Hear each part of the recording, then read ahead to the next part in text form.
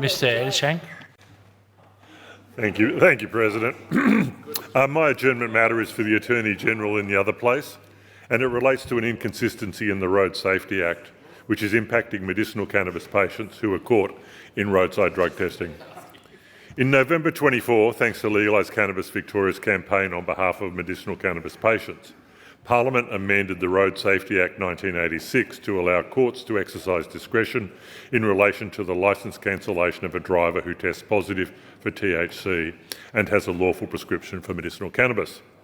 The reforms, which commenced in March, recognised the legitimate therapeutic use of cannabis and allowed magistrates to employ a fair and discretionary approach aimed at preventing unfair penalties for drivers who use their medication responsibly as prescribed by their doctor and were not impaired when tested.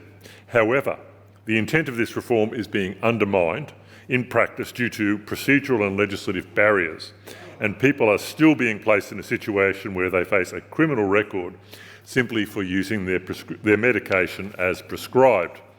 This is due to Section 59(1)(b) of the Criminal Procedure Act 2009, which explicitly states that offences under the Road Safety Act 1986 are excluded from eligibility for court-ordered diversion.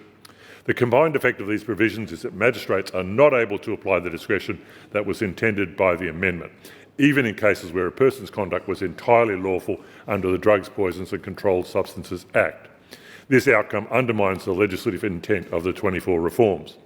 So the action I seek is that the Attorney-General immediately resolve this conflict and implement a solution to enable medicinal cannabis patients to actually access the discretion of the court as the Parliament intended. Thank you.